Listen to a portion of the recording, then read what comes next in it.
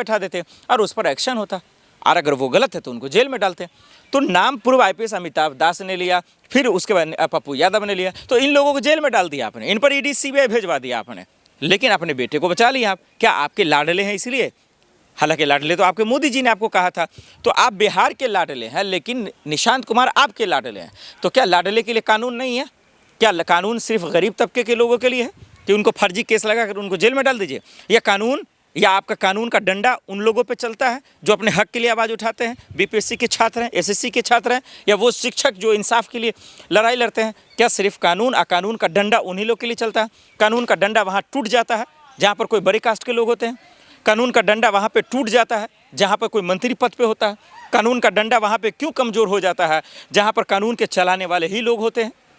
ये बड़ा सवाल है जो बिहार की सरकार से, वहाँ के मंत्री से, वहाँ के लोगों से पूछा जा रहा है कि नीट छात्रा को इंसाफ कैसे मिलेगा, उनके परिवार को इंसाफ कैसे मिलेगा, और इंसाफ दिलाएगा कौन? वो मेरी भी तो बहन जैसी रही होगी ना। अब पूरा बिहार में जितनी भी बच्चियां हैं, जितनी भी लड़कियां, वो तो सब किसी न किसी की बहन है, किसी की बेटी है।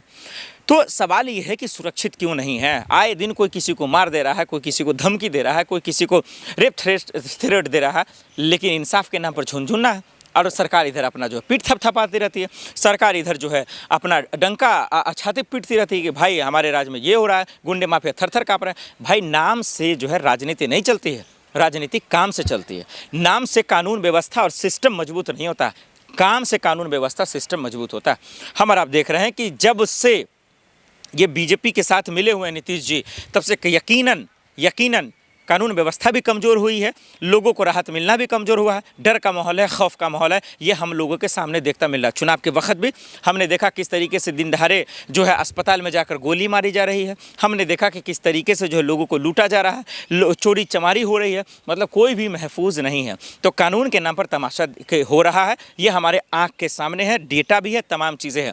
नीतीश कुमार जी, आपसे नहीं संभाला जा रहा, आप कमज़ोर हो गए हैं, या मानसिक तौर पर हो गए हैं, या कानूनी तौर पर हो गए हैं, या फिर आपको किसी ने हाईजैक कर लिया। आप कुर्सी छोड़ दीजिए, बिहार के लिए अब आपसे नहीं हो पाएगा। सम्राट चौधरी को अपने गृह मंत्री दे दिया, जिन पर खुद प्रशांत किशोर तरह तरह के आरोप लगा रहे हैं, लेकिन एक्शन के नाम पर झुनझुनना है।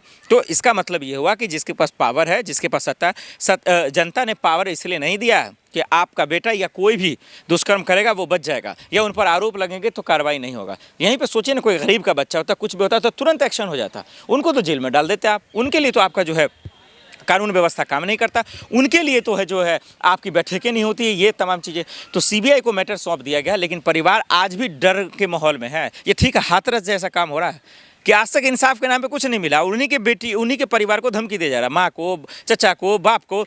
यार मजाक बना दिया इन लोगों ने। तो नीतीश कुमार जी, कम से कम जो अगर आपके लाडले पे आरोप लग रहा है, इल्ज़ाम लग रहा है, तो यकीनन आप तो मुख्यमंत्री हैं, आपको तो सबसे पहले आगे आकर जो है उस परिवार से माफ़ी मांगना चाहिए और जाना चाहिए, नीट छात्रा के परिवार पे जाना चाहिए। राहुल गांधी, तमाम लोग आवाज़ उठा रहे हैं ना, प्रियंका जी हैं, तेजस्वी जी हैं, लालू यादव जी हैं, राबड़ी देवी जी हैं, तमाम लोग आवाज़ उठा रहे हैं। लेकिन इसके लिए आवाज़ उठाने का मतलब ये नहीं कि ट्विटर पर ट्वीट कर देना, इसका मतलब है कि आप जिम्मेदारी लें, नैतिकता के तौर पर भी नीतीश कुमार को एक्शन लेना चाहिए। क्योंकि अब जब सम्राट चौधरी जी की एक एक्शन पे जब पप्पू यादव की रातों रात गिरफ्तारी हो सकती है, जब पूर्व IPS की गिरफ्तारी हो सकती है, फिर आपके बेटे की क्यों नहीं हो सकती? अगर आरोप ये सही है तो, नहीं तो जांच करवा लीजिए। जांच करवाने में क्या जाता है? अगर कोई पूर्व रिटायर ऑफिसर कह रहा है तो इसमें कोई दिक्कत की बात मेरे लिहाज से नहीं होना चाहिए। डबल इंजन की सरकार है, आपका काम एक भी नहीं है, डबल काम आपको करना चाहिए। कानून व्यवस्था को बेहतर मजबूत करना चाहिए। आज मैं खुद 6 महीने रह कर आया बिहार में, कानून व्यवस्था को देखा हमने, चौक चौराहा पर गुंडागर्दी हो रही है, लोग शाम के वक्त नहीं घर से निकल पा रहे हैं। यह हालत आ गया, यह आलम फिर से आना शुरू हो गया। लेकिन बस कागजों पे और ये गोदी मीडिया के चैनलों पे भाई चलता है कि बेहतर सरकार है, तो गुंडे माफिया थर-थर कांपते हैं। तो बोलने से जो है सिस्टम मजबूत नहीं होता है, या देखना भी पड़ता है। तस्वीरों देख लीजिए, एक बार सर्च कर लीजिए, गूगल पे, यूट्यूब पे सर्च कर लीजिए, 1000 ऐसे केस आ जाएंगे।